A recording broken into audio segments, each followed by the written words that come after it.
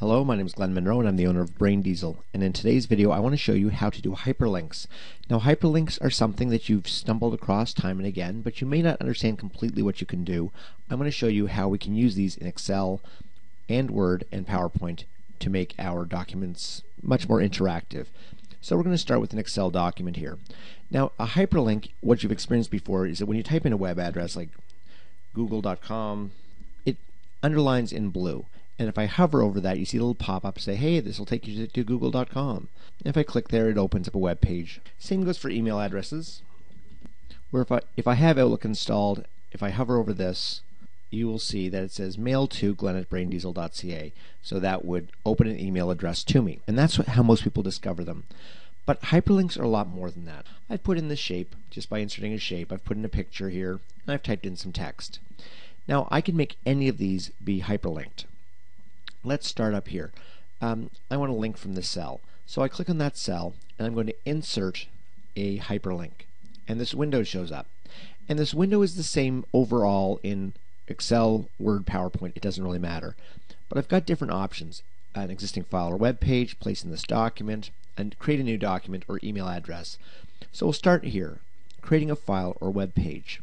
Now if I want to go to a current folder, I can go find any folder in my document and I hit OK, and now if I click that, then it opens up that file. So I can go to a current folder in any folder and open any file I want.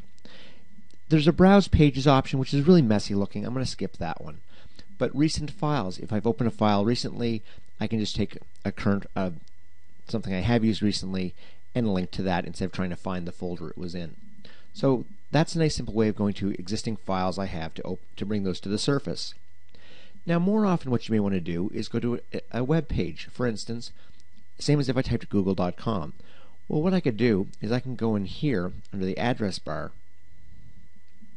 Actually, let me just go to a web page instead. So I go to braindiesel.ca/courses. When I select that and copy the address, and now I go back over to Excel, and I want that to go to braindiesel.ca/courses. So when I hit OK, that's what it'll take me to. If I click this, you can see in the little pop-up that that's where it's going to go. So that's very easy to do.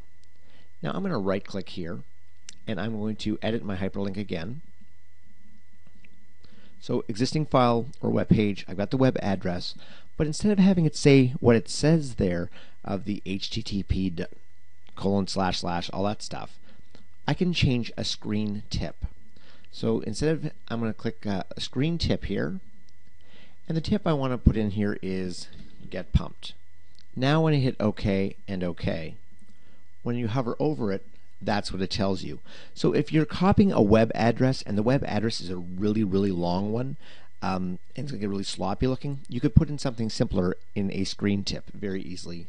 Now I'm going to remove that hyperlink by right clicking on it, and let's put a new one in here. So I click on the cell, I go to insert a hyperlink. So we have covered off existing file or web page. I want to move into a place in this document. Now under a place in this document, there's a lot of neat things you can do here. In Excel, I can go to pick any sheet I want, and on that sheet I can go to any cell reference I want. I can also go to defined names. In my Power Formulas class, I teach people how to use named ranges, and that's where I would cover up how to do that. For now, I'm just going to say I want to go to sheet 3, cell A1. I'm going to make this be A2 just to make it something different. And I hit OK. And now when I click this link, it takes me to sheet 3, cell A2. And I can see that's where I'm at. And now I'll just hop back to sheet 1. So I can use this to navigate around a document. This can help people fill out forms easier by moving through in a smarter way. I could also do the same thing with these objects here. So I'm going to leave that alone for now. And we'll go to the circle.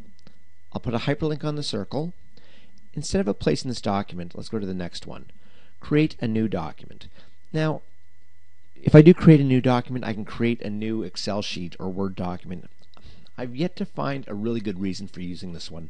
So I'm going to skip over this because I can't imagine I just want, when I click this object, I want to create a blank Word document. You could use it with templates, I suppose, but otherwise I don't see a lot of use for it. The email address one, though, is kind of neat. So email address, I could put in any email address. So if I want, when you click that it goes to my email address or this fake one I've just created here. I really like having the ability to put a subject line in, because my experience is when you have the subject line already filled out, most people don't change it. And that is a benefit for you on the Outlook side, because when email comes into Outlook, you can have your Outlook look for certain subject lines and then play a sound or move to a folder or other things using Outlook rules, something I cover off in my email management class. But right now this will create an email to joe@company.com, subject info request. I hit OK, and now I click on it, and this email opened up as a result. So that's hyperlinks in Excel. I'm going to hop over to Word and show some minor differences. The main difference between Excel and Word when you're going hyperlinks is, let's say here I've got this document and I want to be able to go down to section 1. So I've typed that in here, and my first section, I took the text, hey, look, a new section, and I used my heading button here to give it a heading style. And then you'll see I've got the words go to top beneath that. So what I can do now to add some interactivity is I select section 1, I right click and I choose to hyperlink it. I want to go to a place in this document, and now I can choose, hey, there's my headings, hey, look, a new section. So now I'm going to hit OK, and now that's clickable. Now because I made the document, when I hover over it, it says I have to press Control and click because I'm the author. But if I save it and send it to somebody, they won't have to do that. But as I'm editing the document, I have to Control click to make it work. And now it takes me down here.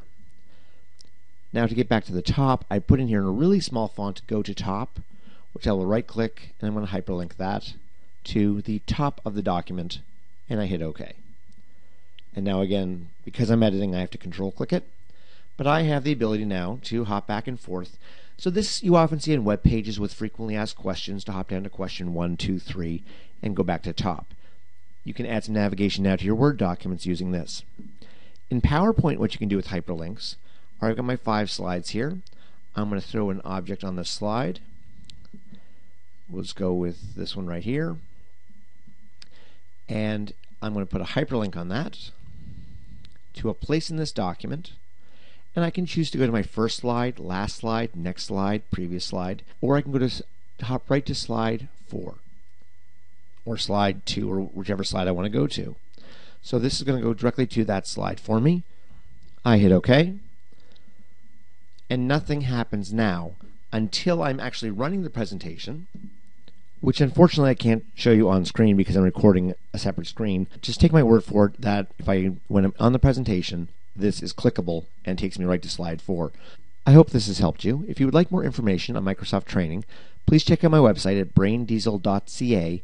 I offer classes in Moncton, but I also can do remote training one-on-one anywhere in the world, and I look forward to working with you. So thanks for watching, everybody. We'll see you again soon. Bye now.